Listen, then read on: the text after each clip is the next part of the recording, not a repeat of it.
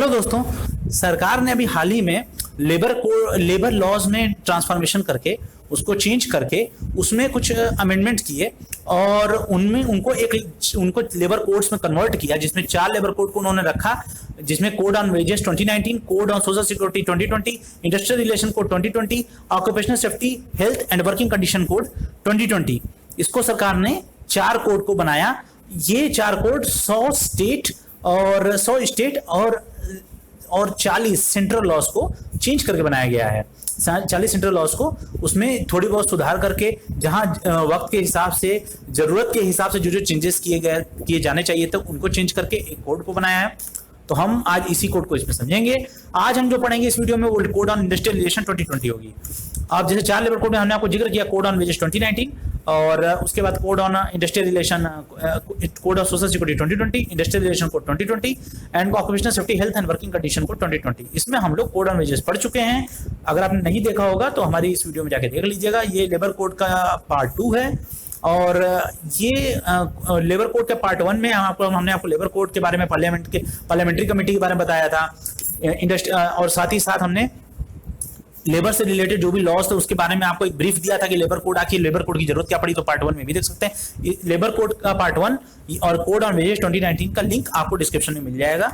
तो फ्रेंड्स, अगर आप हमसे किसी तरह से संपर्क करना चाहते हैं तो टिस्का एकेडमी पे आप हमसे इंस्टाग्राम पे यहाँ फॉलो कर सकते हैं, हमें फेसबुक पे फॉलो कर सकते हैं और व्हाट्सएप पे हमसे चैट कर सकते हैं और हमसे बात करके आप अपनी क्वेरी जो भी हो हमसे इन तीनों हैंडल्स में से जो भी आप चाहें अपनी सुविधा के अनुसार उसको यूज करके आप हमसे बात कर सकते हैं। चैनल सब्सक्राइब नहीं किया तो ऑलरेडी आपको करना ही पड़ेगा, क्योंकि इस तरह से इन्फॉर्मेटिव वीडियोस आपसे को मिलती रहती हैं। यूपीएससी गाइडेंस प्रोग्राम हमारी वीडियो चल रही है, ब्यूटी टिप्स की वीडियो चल रही है, यूपीएससी ईपीएफओ का कंप्लीट कोर्स जो अभी हम आपको पढ़ा रहे हैं उसमें चल रहा है। बायोग्राफी भी हम लोग डालते रहते हैं समय समय पे और आपको काफी मतलब एजुकेशन से रिलेटेड चीजें मिलती हैं, यूजीसी नेट सोशल वर्क और साथ ही साथ लाइब्रेरी साइंस से रिलेटेड भी आपको सारी इंफॉर्मेटिव मिलती हैं। तो फ्रेंड्स, चैनल सब्सक्राइब नहीं किया तो बिना सब्सक्राइब किए ऐसा नहीं जाना है। आप चलिए हम लोग कोड ऑन इंडस्ट्रियल रिलेशन 2020 हम लोग शुरू करते हैं और समझने की कोशिश करते हैं कि आखिर कोड ऑन इंडस्ट्रियल रिलेशन में क्या क्या चेंजेस किए गए हैं। तो देखिए, कोड ऑन इंडस्ट्रियल रिलेशन 2020 में इसमें क्या किया गया, सरकार ने 3 लेबर लॉज को कंसोलिडेट किया, मतलब एक सिंगल प्लेटफॉर्म पे ले आए हैं। इसमें 3 लेबर लॉ कौन कौन से हैं? एक है trade union act 1926, industrial employment standing orders act 1946 and industrial disputes act 1947। Industrial dispute act 1947 पर हमने वीडियो बनाई क्योंकि ये थोड़ा सा इंपॉर्टेंट था। तो इसको आप डिस्क्रिप्शन में दिए लिंक से आप देख सकते हैं कि एक्चुअल में क्या है। इसका भी लिंक हम डिस्क्रिप्शन में डाल देंगे। और देखिए, इसमें 3 सरकार, मैंने आपको जैसे पहले बताया कि सरकार ने क्या किया था कि 100 स्टेट और 40 सेंट्रल लॉज को एक करके 4 लेबर कोड बनाए और 4 लेबर कोड में पहला कोड ऑन वेजेस था, दूसरा कोड ऑन इंडस्ट्रियल रिलेशन था, तीसरा कोड ऑन सोशल सिक्योरिटी था, चौथा code on occupational health and safety condition को लेकर था।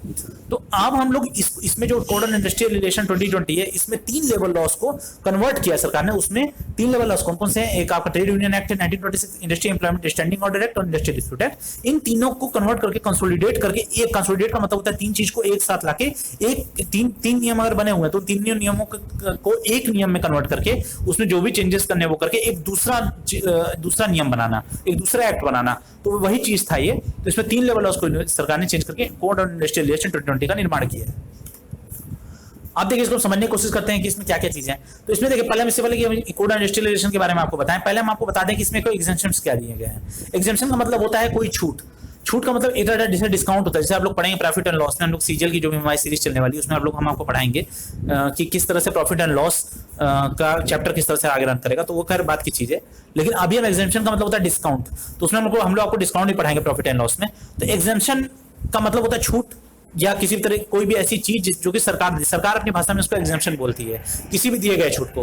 तो इसमें क्या होता है कि छूट से ये मतलब है कि अगर कोई भी नियम कानून है उसमें, जैसे मान लीजिए कि अगर ये नियम बना है कि एक लेबर को 8 घंटे तक ड्यूटी देना ही देना है, तो सरकार इसमें कुछ एग्जेम्पशन देके 8 घंटे की जगह 6 घंटे कर सकती है। तो ये एक तरह से छूट हो गया 2 घंटे का।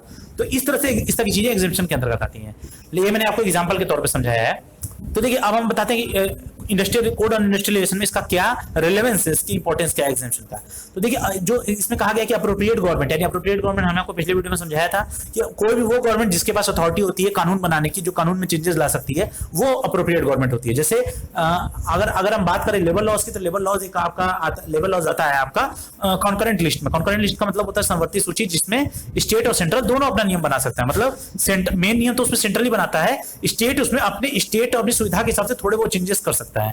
तो अप्रोप्रिएट गवर्नमेंट जो रहती है वो क्या, उसने क्या किया, वो उसको ये पावर मिला है कि वो एग्जाम्प्ट कर सकती है, यानी कोई छूट दे सकती है नए इंडस्ट्रियल एस्टेब्लिशमेंट पे।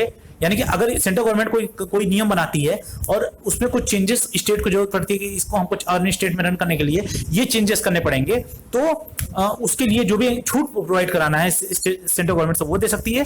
या क्लास ऑफ एस्टेब्लिशमेंट जो होता है, एस्टेब्लिशमेंट से यहाँ मतलब है कि एक मैनेजमेंट जिसको कहते हैं, एक जो व्यवस्था होती है, हम यहाँ उसकी बात कर रहे हैं। तो इसमें तो पहला तो ये था कि अप्रोप्रिएट गवर्नमेंट जो है अगर वो चाहे तो वो छूट दे सकती है सर नए जो इंडस्ट्रियल एस्टेब्लिशमेंट कोई भी नियम बनेगा उसमें। और सबसे क्लास ऑफ एस्टेब्लिशमेंट होगा एक प्रोविजन के द्वारा जो कि कोड ऑन पब्लिक इंटरेस्ट में हो। पब्लिक इंटरेस्ट का मतलब होता है जो जनहित में जारी हो। तो जनहित को ध्यान में रखते हुए सरकार चाहती है तो जनहित में जारी रखते हुए अपना कोई भी प्रोविजन बना सकती है, या कोई भी नए इंडस्ट्रियल एस्टेब्लिशमेंट अपनी सुविधा के हिसाब से कोई छूट दे सकती है जिससे बिजनेसेस ग्रो कर पाए। तो ये एग्जाम्पशन था। अब हम बताते हैं आपको, देखिए स्टैंडिंग ऑर्डर्स के बारे में हम लोग बताते हैं। तो स्टैंडिंग ऑर्डर्स में हम कई चीजें पढ़ेंगे, जैसे application of standing order, applicability of standing order, यानी कि स्टैंडिंग ऑर्डर्स की एप्लीकेबिलिटी क्या क्या है, कहां कहां उसका यूज हो सकता है। साथ ही power of central government to revise the threshold, threshold को किस तरह से सेंट्रल गवर्नमेंट रिवाइज कर सकती है और चेंज कैसे कर सकती है एम्प्लॉइज के स्ट्रेंथ पे, उसकी बात करेंगे हम लोग। Closure lay off enrichment prior permission of government की भी हम लोग बात करेंगे। और साथ ही साथ हम लोग नेगोशिएशन काउंसिल के बारे में भी बात करेंगे, नेगोशिएटिंग यूनियन एंड काउंसिल और sole union, sole negotiation union के बारे में हम लोग बात करेंगे यहाँ। तो चलिए देखते हैं। देखिए standing order, applicability of standing orders. तो इसके स्टैंडिंग ऑर्डर्स क्या होता है पहले लोग ये जान जाते हैं। देखिए स्टैंडिंग ऑर्डर वो नियम होता है, वो कानून होता है जो कोई भी इंप्लॉयर बनाता है अपने एम्प्लॉयर्स के लिए। यानी कोई भी मालिक जो है अपने वर्कर के लिए जो एक नियम कानून बनाता है वो आता है आपका स्टैंडिंग ऑर्डर्स के अंतर्गत, कि उसी नियम को वो वर्कर जो है जो उसके यहाँ काम करेगा उसको फॉलो करना है, नहीं तो वो काम छोड़ सकता है। तो इस तरह के नियम कानून जो बनते हैं वो स्टैंडिंग ऑर्डर्स के अंतर्गत आते हैं। तो स्टैंडिंग ऑर्डर्स में क्या क्या चेंजेस किए गए, क्योंकि ये कोड ऑन इंडस्ट्रियल रिलेशन है तो इसमें निश्चित है कि एक इंडस्ट्रियल एक मैनेजमेंट की बात होगी। इंडस्ट्रियल रिलेशन जैसे हमने आपको बताया था कि इंडस्ट्रियल रिलेशन क्या होता है कि जो वर्कर और एम्प्लॉयज के बीच का जो आपस में रिलेशन होता है ये आ जाता है इंडस्ट्रियल रिलेशन के अंतर्गत आ जाता है। तो इसमें एप्लीकेबिलिटी जो था स्टैंडिंग ऑर्डर पे उसकी बात हम करते हैं। तो देखिए 2019 का बिल था, उसमें यह कहा गया था कि जितने भी इंडस्ट्रियल एस्टेब्लिशमेंट हैं उसमें जिसमें इंडस्ट्रियल एस्टेब्लिशमेंट है जिसमें 100 वर्कर्स काम कर रहे हैं, किसी भी इंडस्ट्री में जिसमें 100 वर्कर्स काम कर रहे हैं या ज्यादा काम कर रहे हैं, 100 या 100 से ज्यादा, 100 एक मिनिमम लिमिट है, 100 या 100 से ज्यादा काम कर रहे हैं, वो अपने एम्प्लॉइयों के लिए एक स्टैंडिंग ऑर्डर मेंटेन कर सकता है जो उस मैटर्स को लेकर जो कि शेड्यूल में, कोर्ट के शेड्यूल में ऑलरेडी दिया गया है। तो अगर कोई चाहे, कोई अगर एम्प्लॉयर चाहे तो जिसके पास 100, जिसके अंदर में इसके अंडर 100 या 100 से ज्यादा वर्कर काम कर रहे हैं तो वो क्या कर सकता है कि कोई एक स्टैंडिंग ऑर्डर बना सकता है अपने एम्प्लॉइयों के लिए, जिसको एम्प्लॉइयों को मानना ही मानना है। और ये 2019 के बिल में दिया गया था। अब इसमें मैटर जो था वो रिलेटेड था, इसमें क्लासिफिकेशन ऑफ वर्कर्स, यानी वर्कर्स का क्लासिफिकेशन कैसे करना है, कैसे हम पता लगाएंगे कोई वर्कर है, मतलब कि जैसे मान के चलिए कि कौन परमानेंट वर्कर है, कौन टेम्पोरेरी वर्कर है, कौन डेली वेजेस है, तो उसके बारे में पता करेंगे। दूसरा होता था कि मैनर का इन्फॉर्मिंग वर्कर्स को इन्फॉर्म करना वर्किंग आवर के बारे में कि मान के चलिए 8 घंटा ड्यूटी करना है, तो ये हॉलीडेज के बारे में जैसे महीने में सिर्फ 2 दिन छुट्टी मिलेगी, पे डेज के बारे में कि जैसे कि किस दिन पे आपको मिलेगा किस दिन नहीं मिलेगा, और साथ ही साथ वेज रेट्स के बारे में कि आपको किस रेट से आपको पैसा मिलेगा किस काम के हिसाब से, ये एक्सप्लेन करना एक एम्प्लॉयर के लिए जरूरी है। तो ये मैंने आपको बताया, जैसे मैंने 8 घंटे ड्यूटी करना, एक एग्जांपल के तौर पे मैंने बताया, ऐसा नहीं कोई ऐसा नियम है। मैं आपको जब पढ़ाता हूं तो थोड़ा सा एग्जांपल को भी लेके चलता हूं जिससे आपको चीजें थोड़ा समझ में आए और चीजें आपके सामने थोड़ी सी क्लियर हो। अब तीसरी इसमें जो चीज थी वो थी टर्मिनेशन ऑफ एम्प्लॉयमेंट, यानी एम्प्लॉयमेंट को उससे अगर किसी को निकालना है तो उसके लिए भी बात कर सकता है। साथ ही साथ ग्रीवेंस रिड्यूसल मैकेनिज्म, ग्रीवेंस रिड्यूसल मैकेनिज्म क्या होता है, एक शिकायत करने का एक तरीका होता है। अगर कोई वर्कर चाहे शिकायत करने के लिए, किसी भी ऑर्गेनाइजेशन में एक ग्रीवियंस रिड्रेसल मैकेनिज्म या ग्रीवियंस रिड्रेसल डिपार्टमेंट होता है, जिसमें कोई भी शिकायत संबंधी कोई भी बात होती है सरकार के सामने, किसी के सामने अगर वो बात रखनी है, जो कि जिसके पास ये पावर होता है कि उस शिकायत पर वो अमल करके उस चीज को चेंज कर सकता है, तो उसे ग्रीवियंस रिड्रेसल डिपार्टमेंट में डाल दिया जाता है। तो उस ग्रीवियंस रिड्रेसल मैकेनिज्म वर्कर्स के लिए एक मेंटेन करना, ये सारी चीज 2019 के बिल में ये चीज दी गई थी। तो मतलब 2019 के बिल ये कहता था कि इंडस्ट्रियल रिलेशन की कोई भी इंडस्ट्री एस्टेब्लिशमेंट होता है, यानी कोई भी इंडस्ट्री जिसमें 100 या 100 से ज्यादा वर्कर काम कर रहा है, वो स्टैंडिंग ऑर्डर मेंटेन कर सकता है कोड के हिसाब से। कौन सा कोड था ये कोड रिलेटेड था कि वर्कर्स की क्लासिफिकेशन, पहले वर्कर्स को क्लासिफाइड करेगा, वो क्लासिफिकेशन करेगा कि किस तरह से वर्कर्स कौन से परमानेंट डेली वेजेस हैं या वो मंथली बेसिस है, या किस तरह से वो काम कर रहे हैं, उसका एक वर्किंग क्राइटेरिया को डिफाइन करेगा। साथ ही साथ वर्कर को इन्फॉर्म करेगा कि वर्किंग आवर कितनी रहेगी, हॉलीडे क्या रहेगा, पे डेज क्या रहेंगे, वेज रेट्स क्या रहेंगे, और साथ टर्मिनेशन ऑफ एम्प्लॉयमेंट की बात हो तो उस पर भी करेगा। और साथ ही साथ वर्कर्स के लिए एग्रीमेंटेशन मैकेनिज्म जो है, शिकायत अगर चाहे तो एम्प्लॉयर के खिलाफ शिकायत कर सकता है, उसके लिए मैकेनिज्म बनाएगा। अब देखिए 2020 का बिल ने क्या किया, 2020 का बिल क्या क्या प्रोवाइड ये देता है, प्रोवाइड करता है कि ये जो एस्टेब्लिशमेंट होता है जिसमें 300 वर्कर्स हैं, उन पर अप्लाई होगा। मतलब 100 वर्कर का थ्रेशोल्ड बढ़ा के 200 वर्कर की थ्रेशोल्ड और बढ़ा दिया और 300 वर्कर कर दिया। देखिए फ्रेंड, जो हम आपको पढ़ा रहे हैं लेबर कोड, उसमें एक चीज सबसे ज्यादा इंपॉर्टेंट है कि इसमें जो सरकार, मैंने आपको बताया जैसे सरकार ने चेंज किया था, तो 2019 से 2020 के बीच में जैसे जो चेंजेस किए गए थे, मैंने आपको बताया जिसे यहाँ लिखा है प्रेसिडेंसी असिस्टेंट, इसमें दिया गया था 2019 से 2020 के बीच में। तो यही 2019 में क्या था और 2020 में किस तरह से चेंज हुआ, इस चीज के बारे में हम लोग इस पूरा वीडियो में पढ़ रहे हैं। तो ये जैसे हम आपको जो भी पढ़ाएंगे उसमें हम ये बताएंगे 2019 में उसमें क्या चेंजेस थे और बाद में उसमें क्या चेंजेस किए गए। तो जैसे स्टैंडिंग ऑर्डर में हमने बताया एप्लीकेबिलिटी और स्टैंडिंग ऑर्डर, स्टैंडिंग ऑर्डर की एप्लीकेबिलिटी यानी कि कहाँ उसकी उपयोगिता, कहाँ उसका एप्लीकेशन है। अब देखिए, अब अगला है powers of central government to revise the threshold, यानी कि सेंट्रल गवर्नमेंट के पास एक पावर होता है कि वो रिवाइज कर सकता है उस थ्रेशोल्ड लिमिट को। थ्रेशोल्ड का मतलब क्या होता है? थ्रेशोल्ड का मतलब होता है वो लिमिटेशन, वो क्राइटेरिया होता है जो कि अगर कोई चाहे तो कोई उसको लिमिटेड कर सकता है, मतलब निश्चित समय सीमा, निश्चित अवधि के लिए वो काम कर सकता है। तो थ्रेशोल्ड का मतलब कोई भी चीज, जैसे मान के चलिए हम आपको एग्जांपल से समझाते हैं। थ्रेशोल्ड कोई भी चीज का होता है, जैसे कि अगर मैं आपसे कहूं कि आपको 8 घंटे ड्यूटी करनी है, तो 8 घंटे अगर आपको ड्यूटी करनी है तो इसका मतलब है कि 8 घंटा आपका थ्रेशोल्ड है। आपको 8 घंटे जो ड्यूटी करनी है तभी आपको पैसा मिलेगा, वरना आपको पैसा नहीं मिलेगा। ऐसा नहीं कि आप 4 घंटे काम करेंगे आपको पैसा मिल जाएगा। तो ऐसे केसेस में 8 घंटा आपका थ्रेशोल्ड हो जाता है, मतलब वो लिमिट होता है जिसको आप क्रॉस नहीं कर सकते। तो वो चीज है। तो गवर्नमेंट ने क्या किया इसमें, जिसने थ्रेशोल्ड को एक रिवाइज किया, यानी उसको फिर से देखा।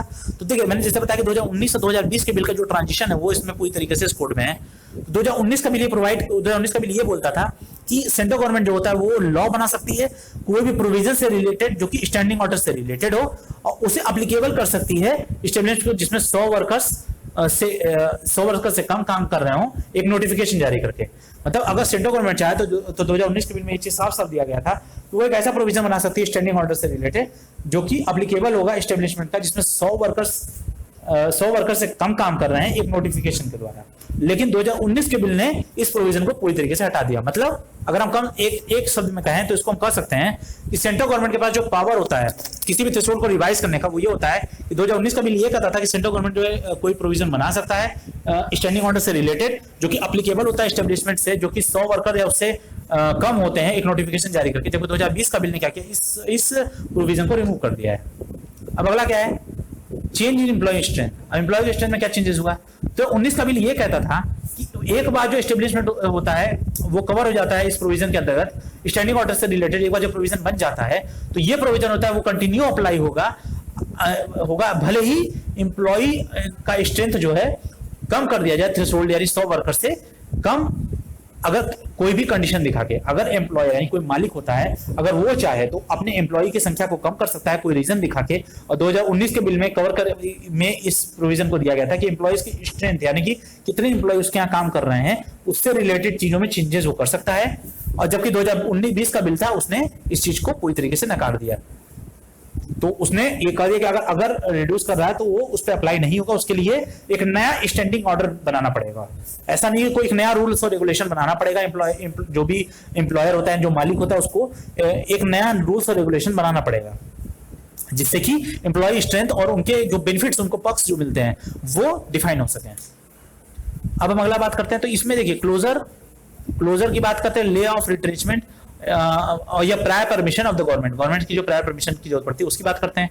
तो क्लोजर का मतलब होता है कोई चीज को बंद कर देना, यानी कि किसी चीज को शट कर देना, शट डाउन कर देना, तो क्लोज कर देना किसी चीज को एक तरह से। तो जैसे मान लीजिए कि अगर जिस तरह मैंने आपको पढ़ाया था इंडस्ट्रियल रिलेशन के, आपने नहीं देखा होगा तो आप जाके हमारे प्लेलिस्ट में जाके देख सकते हैं। तो क्लोजर का मतलब यही था कि कोई भी ऐसी कोई भी अगर एम्प्लॉय, जितने भी वर्कर है वो चाहे अगर, तो एक ट्रेड यूनियन बना के वो क्लोज कर सकते हैं। यानी कि अगर वो किसी बात से, किसी नियम से सहमत नहीं है, तो जो है उसका मालिक है उनके किसी नियम सहमत नहीं है और वो उनसे अपनी बात रखते हैं, अगर वो उनकी बात मानने से इंकार कर देता है तो वो अब साथ मिलकर काम को बंद कर सकते हैं। हड़ताल जिसको कहते हैं वो आ जाता है क्लोजर के अंतर्गत। और ले ऑफ, देखिए इसमें 2019 का बिल में ये कहा गया था कि जो एस्टेब्लिशमेंट है, यानी कि कोई इंडस्ट्री है जिसमें 100 वर्कर है, उनको जरूरी है प्रायर परमिशन के लिए गवर्नमेंट से उसको, अगर देखिए कोई भी ऐसी इंडस्ट्री जिसमें 100 वर्कर्स हैं, 100 वर्कर्स या 100 वर्कर्स से ज्यादा है, तो उसको अगर उसको क्लोजर, अगर उसको बंद करना है या उसको ले ऑफ करना है, यानी कि ले ऑफ करना है या रिट्रेंचमेंट करना है, तीनों ही केसेस में उनके पास उसको गवर्नमेंट से परमिशन लिए बिना वो उस काम को बंद नहीं कर सकता है। अब यहाँ ले ऑफ का मतलब क्या होता है? ले ऑफ का रेफर होता है कि एम्प्लॉयज की इनेबिलिटी को, यानी कि एम्प्लॉयज की अब नाकाबिलियत, तो काबिलियत, उसकी काबिलियत पे असर करेगा ये। तो एम्प्लॉयज की इनेबिलिटी को कि कंटिन्यू कर सके एम्प्लॉयमेंट को देना किसी भी वर्कर को जो कि एडवर्स बिजनेस कंडीशन फेस कर रहा है। मतलब 2019 के बिल में यह कहा गया कि जो भी इंडस्ट्री है जिसमें 100 से ज्यादा वर्कर काम कर रहे हैं, ये 100 वर्कर तो कम से कम उसमें काम कर ही रहे हैं, उसे परमिशन लेने की जरूरत पड़ेगी गवर्नमेंट से, अगर वो क्लोजर करता है, ले ऑफ करता है या रिट्रेंचमेंट करता है। अब यहाँ क्लोजर का तो हमने बहुत समझा दिया। ले ऑफ क्या होता है? ले ऑफ का मतलब होता है कि कोई भी एम्प्लॉयर होता है, अगर मान लीजिए बिजनेस आज अच्छा चल रहा है तो हमने 100 वर्कर को रख लिया, लेकिन कल हमारा बिजनेस अच्छा नहीं चल रहा, तो हम क्या करेंगे? अपने छटनी करेंगे, इसको जो कहते हैं ना लोग छटनी हो गई किसी भी डिपार्टमेंट में, तो उसको ले ऑफ करते हैं, यानी किसी एम्प्लॉइयों को हटा देना। जहां पहले 100 एम्प्लॉय किसी बिजनेस में काम करे तो वहां 50 एम्प्लॉय काम करेंगे या 80 एम्प्लॉय काम करेंगे, इस तरह से एक नियम बना देना। तो ये चीज होता है, ये आ जाता है ले ऑफ के अंतर्गत। रिट्रेंचमेंट की बात करते हैं तो रिट्रेंचमेंट का मतलब होता है कि सर्विस को टर्मिनेट कर देना किसी भी वर्कर का किसी भी रीजन से डिसिप्लिनरी एक्शन के अलावा। मतलब रिट्रेंचमेंट का मतलब होता है किसी को डिसिप्लिनरी एक्शन लिया था किसी के खिलाफ, उससे उसको हटा के बाकी के रीजन के लिए उसको सर्विस से टर्मिनेट कर देना। तो उससे रिलेटेड तो उसको दिया 2000, जबकि 2020 का बिल प्रोवाइड करता था कि प्रायर परमिशन तभी जरूरी है जब एस्टेब्लिशमेंट 300 वर्कर्स का हो। मतलब जो पहले सरकार ने 2019 में बिल था कि 100 वर्कर कम से कम जरूरी होते हैं प्रायर परमिशन के लिए, वो अब बढ़ के 300 वर्कर्स हो गए हैं। अब देखिए, अब अगला है negotiating council, negotiating union and council, यानी सोल नेगोशिएटिंग यूनियन की बातें हम यहाँ करेंगे। नेगोशिएशन का मतलब होता है एक मोलभाव जिसको कहते हैं, एक तालमेल बिठाना, बातचीत करके एक डील को फाइनल करने की कोशिश करना। तो एक उसी तरह से यहाँ पे नेगोशिएशन की बात हो रही है। नेगोशिएटिंग यूनियन यानी किसी भी नियम कानून को लेके आपस में मोलभाव कर लेना, यानी एक दूसरे के सुविधा के हिसाब से एग्रीमेंट तैयार कर लेना। तो उसी तरह नेगोशिएशन यूनियन और काउंसिल के बारे में सोल नेगोशिएशन काउंसिल यानी कि अकेला नेगोशिएशन काउंसिल है, उसको लेके इंडस्ट्रियल रिलेशन में चीजें बताई गई, क्या बताई गई वो हम जानते हैं। 2019 का बिल ये कहता था कि अगर एक से ज्यादा ट्रेड यूनियन रजिस्टर्ड है, वर्कर्स के एक से ज्यादा ट्रेड यूनियन रजिस्टर्ड हो रहे हैं किसी भी इंडस्ट्री में, तो ट्रेड यूनियन जिसमें 75% से ज्यादा वर्कर मेंबर हो, उसी को सोल नेगोशिएटिंग यूनियन माना जाएगा। और जबकि 2020 का बिल ने क्या किया, इस थ्रेशोल्ड को कम करके 51% कर दिया। अब इसको समझने की कोशिश करने की चीज है क्या? देखिए, हम आपको एक एग्जांपल से समझाते हैं तो आपको अच्छे समझ में आएगा। देखिए हुआ क्या कि अगर मान लीजिए एक इंडस्ट्री है, ठीक है, मान लीजिए टाटा ग्रुप है। अब टाटा ग्रुप का एक नाम ले रहे हैं, रिच ग्रुप का ही नाम ले लेते हैं। मान लीजिए रिच ग्रुप है, जैसे हमारी कंपनी जो है। अब रिच ग्रुप ने क्या किया कि 100 वर्कर्स को अपने अंडर में रखा, 100 वर्कर्स को रिच ग्रुप ने अपने अंडर में रखा। अब 100 वर्कर्स को अगर एक एग्जांपल के तौर पर मैं आपको बता रहा हूं, तो 100 वर्कर्स को अगर एक रिच ग्रुप ने अपने अंडर में रखा, तो और उसमें क्या हुआ कि अब हमारे वर्कर जो काम कर रहे हैं उसमें उन्होंने अपना एक ग्रुप बना लिया। तो मान लीजिए किसी ग्रुप में 30 लोग हैं, किसी ग्रुप में 40 लोग हैं, किसी ग्रुप में 50 लोग हैं। तो अगर ऐसे ऐसे करके इन लोगों ने अपना ग्रुप बना लिया, मान लीजिए 30, 40 और 30, मान लीजिए 30 का अलग बन गया, 40 का अलग बन गया और 30 का अलग बन गया। तो अगर इस तरह से 100 लोग के वर्कर ने इन्होंने 3 ट्रेड यूनियन बना दिया, तो इस तीनों ट्रेड यूनियन में से अगर इन लोग को अपनी बात रखनी, अगर मान लीजिए और मान लीजिए इंडस्ट्री में रिच ग्रुप ने एक नया नियम पास किया कि अब से हफ्ते में सिर्फ संडे को छुट्टी मिलेगी, सैटरडे को छुट्टी नहीं मिलेगी। तो अगर ऐसा एक नियम कानून एक रिच ग्रुप ने बना दिया, तो और ये इन तीनों में से किसी को पसंद नहीं है, तो ये ऐसा नहीं कि तीनों आ जाएंगे ट्रेड यूनियन आके मिलके लगेंगे रिच ग्रुप से नेगोशिएट करने, बातचीत करने, ऐसा नहीं होगा। रिच ग्रुप सिर्फ उन्हीं को नेगोशिएट करने की परमिशन देगा जिनके पास 75% वर्कर हो उस पूरे ऑर्गेनाइजेशन के, यानी कि रिच ग्रुप के 75%, यानी कि 100 में 75 लोग चाहिए, 100 में 75 लोग चाहिए। तो ये मतलब ये नियम था। जबकि 2020 का बिल ने क्या किया, कहा कि 51% लोग ही काफी है, मतलब 51 मेंबर जिसमें हो वो काम कर सकता है, वो नेगोशिएट कर सकता है, वो अपने एम्प्लॉय से बात कर सकता है। अब जैसे मैंने आपको अभी एग्जांपल दिया कि 30 वर्कर, 40 वर्कर और 30 वर्कर, इन तीनों को मिला के एक ट्रेड यूनियन बन गया, ट्रेड यूनियन पहला, दूसरा, तीसरा। तो ट्रेड यूनियन में हम जो तीनों की बात कर रहे हैं उसमें हम जो बात करेंगे उसमें हम लोग बात करेंगे 75% की मतलब 2019 के बिल में और 20 के बिल में क्या चेंजेस किया गया था। तो उसमें हम आपको बता दिया हमने कि ये 3 ट्रेड यूनियन बन गया। लेकिन देखिए यहाँ पे वो नियम फॉलो नहीं हो रहा है, क्योंकि ना तो 75% है ना तो 51% है किसी के पास। तो अब क्या है कि अब नेगोशिएशन काउंसिल ने क्या किया कि अगर कोई ट्रेड यूनियन के पास, अगर मान के चलिए अगर कोई भी ट्रेड यूनियन के पास एलिजिबल नहीं है कि वो सोल नेगोशिएटिंग यूनियन का काम कर सके, सोल नेगोशिएटिंग यूनियन यानी एटलीस्ट 75% था 2019 में, उसको 2020 में 51% कर दिया गया। तो अगर ऐसा है तो 2019 का बिल प्रोवाइड करता है कि नेगोशिएटिंग काउंसिल जो होगा वो फॉर्म किया जाएगा, कंसिस्ट करेगा, जिसमें रिप्रेजेंटेटिव होंगे यूनियन के, जिसमें कम से कम 10% वर्कर्स उसके मेंबर्स होंगे, 10% कम से कम वर्कर्स मेंबर होंगे, वो अपनी बात रख सकता है। रिप्रेजेंटेटिव होंगे यूनियन के जिसमें कम से कम 10% वर्कर जो उसके मेंबर हो। और 2020 के बिल ने इसको 20% बढ़ा दिया था। मतलब क्या है, मतलब जैसे मैंने बताया कि 30 और 40 और 30, ये 30 वर्कर, 40 वर्कर और 30 वर्कर मिलकर 3 ट्रेड यूनियन को बनाया और रिच ग्रुप में। और उसमें क्या है कि तो उसमें अगर नेगोशिएट करने का काम उसी का होगा जिसके पास कम से कम 10% एम्प्लॉय हो, यानी कि अगर 100 एम्प्लॉय में टोटल काम करते हैं जिसमें 10 एम्प्लॉय काम कर रहे हो, वो नेगोशिएट कर सकता है, बात कर सकता है। तो इसमें 30, 40 और 30 की बात की गई है, 30, 40 और 30 की बात की गई है। तो यहाँ पे ये जो 30, 40 और 30 की बात हम यहाँ पे कर रहे हैं, इसमें कम से कम 10% वर्कर्स को रखा गया है मेंबर्स के तौर पे। तो 30, 40 और 30 की हम बात कर रहे हैं, तो 10% का मतलब होता है 10 वर्कर। तो यहाँ तीनों ग्रुप से तीनों ग्रुप अपनी अपनी बात रख सकते हैं, एक नेगोशिएशन काउंसिल में बना के तीनों ग्रुप अपनी अपनी बात रख सकते हैं, क्योंकि तीनों के पास ही 10% का एक हो, तो वो अपनी बात को 10% उनके पास है तो रख सकते हैं। लेकिन 2020 का बिल ने क्या किया, 20% काम किया, यानी कि अगर इस ग्रुप में नेगोशिएट करना होगा तो तीनों ग्रुप से 3 लोग जाएंगे, 3 लोग जाके अपनी बात रखेंगे। तो एक आदमी पहले ट्रेड यूनियन से चला जाएगा, दूसरा दूसरे ट्रेड यूनियन से चला जाएगा, तीसरा तीसरे ट्रेड यूनियन से चला जाएगा। और 2020 ने इसको 20% कर दिया, यानी 20 यानी 100 में 20। तो इसमें भी तीनों क्वालिफाई कर रहे हैं, जैसे 30, 40 और 30, तो 20 वर्कर से ज्यादा है, तो इसमें भी तीनों बात कर रख सकते हैं। तो ये नेगोशिएटिंग काउंसिल और ये शोल नेगोशिएटिंग काउंसिल का एक अलग नियम कानून सरकार ने बनाया। अब अगला बात करते हैं कोड ऑफ इंडस्ट्रियल रिलेशन में न्यू प्रोविजन जो बनाया गया बिल के अंतर्गत, वो क्या था। तो देखिए न्यू प्रोविजन जो इसमें बनाया गया था उसमें क्या चीज थी कि इसमें डिस्प्यूट्स की बात की गई थी जो कि किसी भी इंडिविजुअल वर्कर को टर्मिनेट करता है उसके जॉब से। तो देखिए 2020 का बिल ने क्लासिफाई किया, ये नया प्रोविजन था, इसमें 2019 के बिल का नहीं है, ये 2020 में, इसमें 2019 से कोई बिल से नहीं था, कहीं जिक्र नहीं था, ये 2020 में इसको नया बनाया गया। तो 2020 का बिल ये क्लासिफाई करता है, बताता है कि कोई भी डिस्प्यूट जो होता है डिस्चार्ज को लेकर या डिसमिस को लेकर या रिट्रेंचमेंट को लेकर, यानी कि टर्मिनेट कर देना, किसी को सर्विस से निकाल देना, डिस्चार्ज कर देना, कुछ समय के लिए उसको निकाल देना, डिसमिस कर देना, उसको कुछ समय के लिए सर्विस से निकाल देना, डिस्चार्ज कर देना, यानी कि उसको रिटायर कर देना पहले ही। तो इस तरह से अगर करता है तो इस तरह या कोई दूसरे तरीके से टर्मिनेट कर देना सर्विस से किसी भी इंडिविजुअल वर्कर को एक इंडस्ट्रियल डिस्प्यूट के केस में, तो उसको उससे रिलेटेड जो भी डिस्प्यूट से रिलेशन थे वो चीजें उसमें क्लासिफाई की गई हैं। इसमें यह कहा गया कि वर्कर जो होता है वो अप्लाई कर सकता है इंडस्ट्रियल ट्राइब्यूनल को, अपनी बात को मतलब एक तरह से केस कर सकता है कंपनी के ऊपर और अपनी बात को इंडस्ट्रियल डिस्प्यूट में बात करके इंडस्ट्रियल ट्राइब्यूनल में अपनी बात को रख सकता है। और वर्कर अप्लाई कर सकता है ट्राइब्यूनल में 45 दिन बाद जो भी कॉन्सिलेशन मेड होता है और कॉन्सिलेशन के लिए बात कर सकता है, जो भी डिस्प्यूट बना है उसके 45 दिन के बाद, यानी कि डिस्प्यूट मान लीजिए आज हुआ है तो उसके 45 दिन बाद वो अपनी बात को ट्रेड यूनियन के सामने जैसे जैसे वो रख सकता है। तो ये सारी चीज बताई गई, इंडिविजुअल वर्कर की बात यहाँ पे की गई है। तो फ्रेंड्स ये हमने इंडस्ट्रियल डिस्प्यूट में ये इस नियम को पढ़ाया, आप डिस्क्रिप्शन जाके लिंक से इंडस्ट्रियल डिस्प्यूट पर आप वीडियो को देख सकते हैं।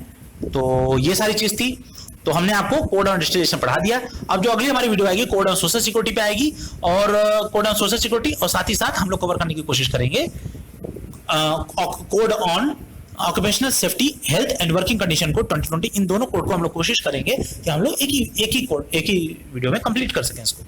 तो लेबर कोड की हमारी तीसरी वीडियो थी, कोड ऑफ इन्वेस्टिगेशन। तो उम्मीद करता हूँ कि आपको हमारी सारी चीजें समझ में आ गई होंगी। चैनल को सब्सक्राइब नहीं किए होंगे तो यहाँ से बिना सब्सक्राइब किए जाना नहीं है, क्योंकि इस तरह की वीडियोस आपको मिलती हैं। और साथ ही साथ आपके अगर कोई क्वेरी हो, कोई बात हो, तो आप हमसे रख सकते हैं। हमने आपको जो नंबर बताया था, आप उस पर 8811 पे जाके आप अपनी बात हमसे रख सकते हैं। अबाउट के सेक्शन में आप जाएंगे तो वहां आपको हमारा ये नंबर मिल जाएगा, वहां जाके हमसे चैट कर सकते हैं, कोई क्वेश्चन को पूछ सकते हैं। Library science, UGC NET, social work, साथ साथ UPSC guidance programme, beauty tips, इस तरह की सारी वीडियोस, अच्छी अच्छी वीडियो चल रही हैं। तो अगर सब्सक्राइब नहीं किया तो कर दीजिएगा और बेल आइकन को हिट कीजिएगा। तो फ्रेंड्स, मिलते हैं अपनी अगली वीडियो में, तब तक के लिए जय हिंद।